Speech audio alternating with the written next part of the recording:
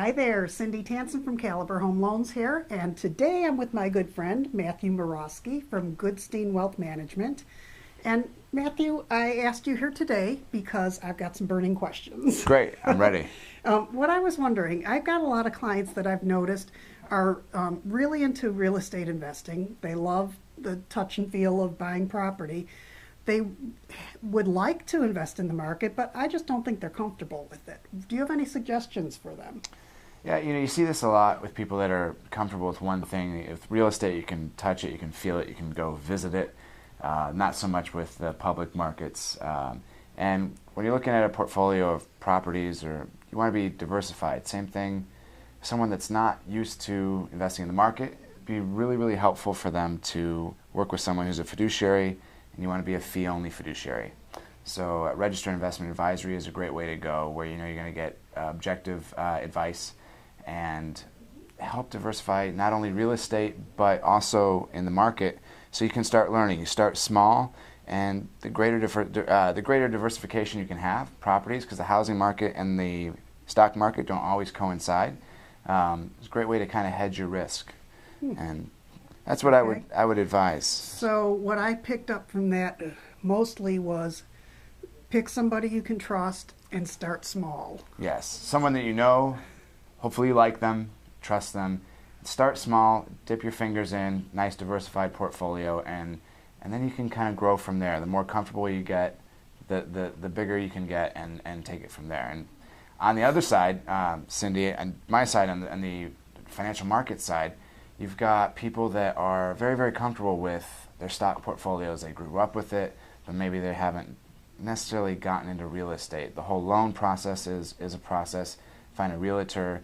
If it's a home property or investment properties, how do you get someone that's maybe their first time home, to get them comfortable to, maybe it's a 30-year fixed or whatever kind of loan? How do you kind of introduce someone to the housing market? Okay, great question. Because a lot of people would really love to have that supplemental income, from rental income, but they don't really know how to start in investing, and they're afraid of that whole thing. There's some really simple ways you can do it, especially if you have kids. Adult kids are really good for this. So a couple of things you can do with adult kids. They're going to college, right? So when they go to college, buy them a house, buy them a condo, something like that, at their college, and then have it be big enough for roommates, charge the roommates rent, and then you're building that up for when your kid graduates. Then you still keep the house, and you'll always have new tenants because you're in a college town, right? Right. So that's one great way to start out with rental income. Conversely, if you've got adult kids again, you can help them get into a home. Help them with the down payment, get them into their starter home. I don't recommend you put them in their ideal home. I recommend you put them in a nice little starter home. Yes. You don't want them to be too comfortable. So once they get their feet in there and they start earning money and they progress in their own family and careers, they will move out, and then you will have the house. Okay. And then you can start renting that out. You don't even have to necessarily be the landlord, the home, you can get a property manager, is what I'm trying to say, to take care of all the maintenance and all that kind of stuff. And Cindy, when your clients come to you, do they usually, I'm sure if they're first time, you can probably help them find a property manager, a realtor. You can probably, so you're not just loans, but you can also help them through the process. Yes. Is that? Yes. And in fact, part of the reason that Matthew and I are both here together is because we partner together, we work together. We believe in having a professional team at your disposal. So if we see that there's an area where you need some assistance, we've got the resources that can help you with those assistance. Property managers, not a problem. Sure. In your case, estate planners, insurance people. We are connected. Yeah, it's very, very, very important to have someone that has a niche, and they're very good at that niche. When you have someone that does everything, that's when you know you're going to be in trouble. So it's great to have a great partnership with Cindy, because I don't work in real estate every day. We do REITs. We buy some real estate investment trusts, for those of you that are new to that term. But I'm not the expert in this area, so I rely on Cindy for that expertise. So besides REITs, are there any other investment type vehicles that really dabble in not mortgage, but real estate? Yeah, if you can buy REITs. There's also private trusts that you can buy in, partnerships. Usually they can be somewhat illiquid, but there's multiple different ways to dive into real estate, even if it's not just buying a REIT on the open market.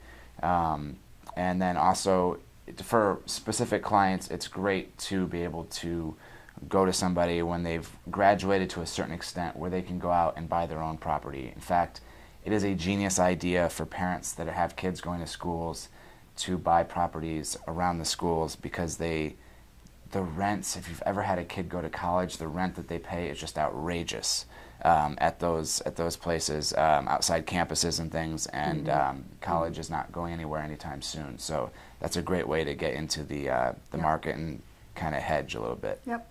And I'm going to share one parting idea with you, something that I've known a few people to do. They buy into a duplex. They live in one side, rent the other. After they've built some equity, they then buy another duplex, move into that one, and do the same thing over again. They decide on how many they need to amass before they're comfortable to have that supplemental income attached to their retirement, and then they stop. So. And I think Cindy, there's a certain amount of units that you can buy where it doesn't become a commercial property. Yes, is that 1 to 4 units. Okay, so nothing more than 4 units, and then that way I'm sure that once it becomes a commercial property, it's a whole nother. It is. It's a different ballgame. It's a whole other animal. Yeah. Yeah. So in closing, I just want to ask you if there's anything that we need to know about you that you'd like to share with us. Sure. I have a partner with a registered investment advisory in Encino. We are a fee-only fiduciary, which means we've eliminated any conflict of interest with our clients. So we get paid strictly by our clients for advice and financial planning. And the reason having a fiduciary is becoming more and more important is you want someone helping you with your financial planning that sits on the same side of the table. It's not selling you a service or a product. And I can also pride myself on I am one of the few investment advisors that won't retire before you do. Good one. And then I just want to let you know that part of my motto, my philosophy is, if I can't get you a loan today, I'm going to get you a plan to get a loan tomorrow. So I work with people to make sure that they are fully educated, fully ready. They're not doing anything that they can't afford to do. Full disclosure on everything. We give you a plan. So we work with a lot of investors. We work with a lot of self-employed people, a lot of high net worth people, a lot of first-time home buyers, a lot of people who divorce and are in transition. Basically anyone who needs guidance. So excellent. That's it. Thank you so much for doing this with me today. Thanks for having me here. All right. Take care. Bye.